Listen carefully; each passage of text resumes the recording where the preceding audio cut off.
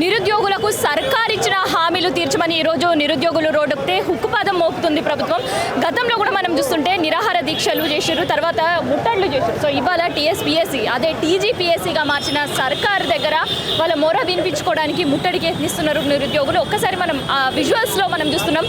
So TGPSC దగ్గర నుంచి కూడా మనకి గాంధీ భవన్ వరకు సో ఒక్కరిని కూడా కనీసం వాళ్ళ గలమెత్తి మాట్లాడించే ప్రయత్నం లేదు. వాళ్ళ డిమాండ్స్ ఏందో సర్కార్కి వాళ్ళు చెప్పాలని ఎంత ప్రయత్నించినా కూడా ఆ ప్రయత్నాలన్నీ కూడా విఫలమయ్యే పరిస్థితి అయితే మనకు కనిపిస్తుంది. ఎందుకంటే ఒక్కసారి మనం టీజీపీఎస్సీ దగ్గర నిరుద్యోగులు వాళ్ళ నిరసన గలం పిలిపించడానికి కంటిన్యూగా వస్తూనే ఉన్నారు. సో వచ్చిన ప్రతి ఒక్కరిని కూడా వెనువెంటనే అరెస్ట్ చేస్తున్నారు. ప్రభుత్వానికి సంబంధించి కావచ్చు, వాళ్ళ డిమాండ్స్కి సంబంధించి ఎటువంటి సమాధానం కావచ్చు, ఎటువంటి వర్షన్ వాళ్ళని చెప్పనివ్వట్లేదు. నిరుద్యోగులు దఫల వారీగా వస్తున్నారు, వాళ్ళ నిరసన వ్యక్తం చేస్తున్నారు. సర్కార్ వాళ్ళకి ఇచ్చిన హామీలను అమలు చేయాలనే డిమాండ్స్తో పాటు గ్రూప్ 2, గ్రూప్ 3కి సంబంధించిన ఇప్పటి వరకు ఏదైతే డిమాండ్స్ వాళ్ళు ఉన్నాయో అవి సత్వరమే అమలు చేయాలి. అండ్ దాంతోపాటు వాళ్ళకి మెగా డిఎస్సికి సంబంధించిన ఇష్యూస్ ఏవైతే ఉన్నాయో వాటికి సంబంధించి కూడా ఒకసారి నిరుద్యోగులతో మాట్లాడదాం. అన్న, సీఎం రేవంత్ రెడ్డి గారికి వాళ్ళ పదవుల మీద కాంగ్రెస్ నాయకుల మీద చింత తెలంగాణ ప్రజల మీద లేదు. గ్రూప్ 2 నోటిఫికేషన్స్ పెంచాలని, గ్రూప్ 1 నోటిఫికేషన్ ఏదైతే మెయిన్స్ ఎగ్జామ్ ఉందో 1:100 పెట్టాలని, గ్రూప్ 3 నోటిఫికేషన్ 3000 పెంచాలని విద్యార్థులు సికింద్రాబాద్ గాంధీ హాస్పిటల్లో నిరసన దీక్ష చేస్తుంటే కూడా పట్టించుకొని ముఖ్యమంత్రి రేవంత్ రెడ్డి వాళ్ళ పదవుల కోసం ఢిల్లీ పోతున్నాయి తప్ప ఇక ప్రజల గురించి ఏ రోజు ఆలోచిస్తారు. ఇదే బట్టి విక్రమార్క అసెంబ్లీలో ఏమని మాట్లాడినాడు, మెయిన్స్ ఎగ్జామ్ 1:100 పెంచాలని చెప్పి పాత ప్రభుత్వం మీద విరుచుకోబడ్డాడు. కానీ ఇవాళ ఎక్కడ పోయిన బట్టి విక్రమార్కని కూడా ప్రశ్నిస్తాము. ఇవాళ నిరుద్యోగుల విద్యార్థుల కోసము గాంధీ భవన్ డిఎస్పీఎస్ ఆఫీస్ ముట్టడించాము. రేపు పొద్దున సీఎం నువ్వు స్పందించకపోతే ముఖ్యమంత్రి కార్యాలయం కూడా స్పందించమని తెలియజేస్తూ బీఆర్ఎస్ తరఫున డిమాండ్ చేస్తున్నాం. సో ఇప్పటి వరకు కన్స్కామ్ మనం నిరసన చెప్పే స్వేచ్ఛ ఉంది. ఇప్పుడు కాంగ్రెస్ సర్కార్ వచ్చిన తర్వాత స్వేచ్ఛ ఉందా నిరుద్యోగులకు? ఇవాళ ప్రశ్నించే గొంతులను నొక్కేస్తున్నారు. ఇవాళ విద్యార్థి నిరుద్యోగులను ఆదుకోవాలని చెప్పేసి ఇవాళ టీఆర్ఎస్ పార్టీ ఆదుకుంటుంటే దానికి స్పందించకుండా ఇవాళ ఎక్కడి వరకు వందల సంఖ్యలో పోలీసులను పెట్టి అరెస్ట్. సో నిరుద్యోగుల మార్చ్ ప్రకటించిన వెంటనే చాలా విద్యార్థి సంఘాల నేతలను కూడా ఇంటి దగ్గరనే అరెస్ట్ చేసిన పరిస్థితి. దీన్ని ఎట్లా తీసుకుంటారు? మేము అదే చెప్తున్నాం కదా, ఇవాళ తెలంగాణ రాష్ట్రంలో దోపిడీ పాలన మొదలైంది, రాష్ట్రంలో అరాచక పాలన మొదలైంది. ఇవాళ ముఖ్యమంత్రికి ప్రజల మీద కానీ నిరుద్యోగుల మీద ఇంత లేదు. ఇవాళ ఎమ్మెల్సీ బల్మూరు కానీ బల్మూరు వెంకట్ తీన్మార్ మల్లన్న ఎక్కడ పోయినారు? ఇవాళ నిరుద్యోగ విద్యార్థులకు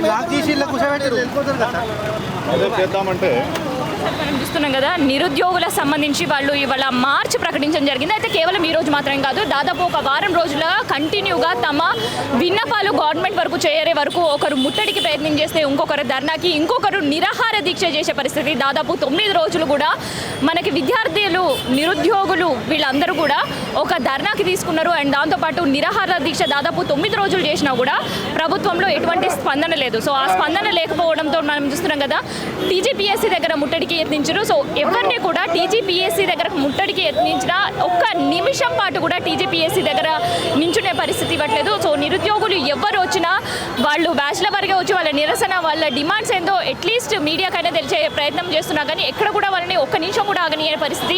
వచ్చిన వాళ్ళని వచ్చినట్టే వెంటనే అరెస్ట్ చేస్తున్నారు టీజీపీఎస్సీ దగ్గరికి వచ్చిన వాళ్ళు. సో టీజీపీఎస్సీ దగ్గరికి రాకుండా ఓయూ దగ్గర తమ గలం వినిపించాలని ఎవరైతే విద్యార్థి నాయకులు సన్నద్ధమవుతున్నారో వాళ్ళని ముందస్తుగా అరెస్టులు చేసి ఓయూ పిఎస్సీ దగ్గర పెట్టిన పరిస్థితి. సో ఒక్కసారి మనం చూస్తుంటుంటే ఇక్కడ అంటే నిరుద్యోగులు వాళ్ళ గలమెత్తి వాళ్ళ డిమాండ్స్ చెప్పుకునే, వాళ్ళ బాధలు చెప్పుకునే పరిస్థితి అయితే ఇప్పుడు తెలంగాణ లేదని అనిపిస్తుంది. ప్రజెంట్ టీజీపీఎస్సీ దగ్గర ఉండే పరిస్థితి అయితే ఇది.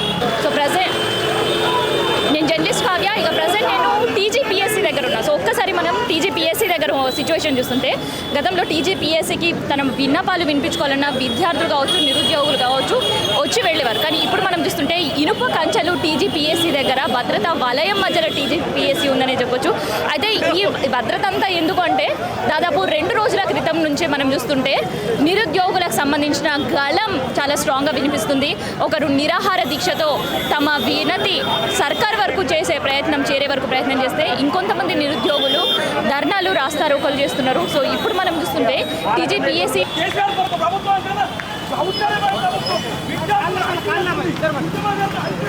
దుర్గాప్రసాద్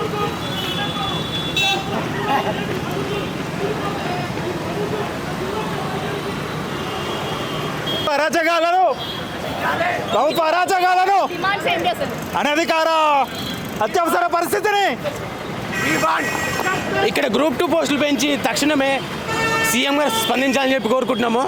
ఆయన అసలు నిమ్మకు నీరెత్తినట్టు ఉన్నారు. మాకు ఎలాంటి క్లారిటీ ఇవ్వట్లేదు. పోస్టులు పెంచుతారా పెంచరా, ఎగ్జామ్ ఎప్పుడు కండక్ట్ చేస్తారా అన్నది క్లారిటీ లేకుండా అయిపోయింది మాకు. మేము కోరి తెచ్చుకున్న ప్రభుత్వం మమ్మల్ని ఎగిరెగిరి తనడం జరుగుతుంది. ఇది మాత్రం ఇంజస్టిస్. మేము చట్టబద్ధమైన న్యాయపరంగానే వచ్చున్నాము.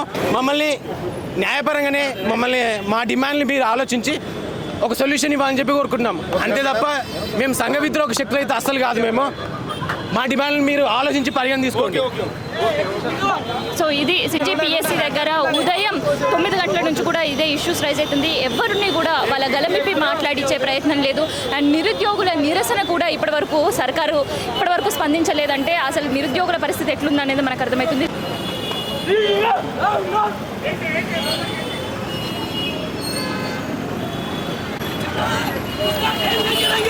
सीएम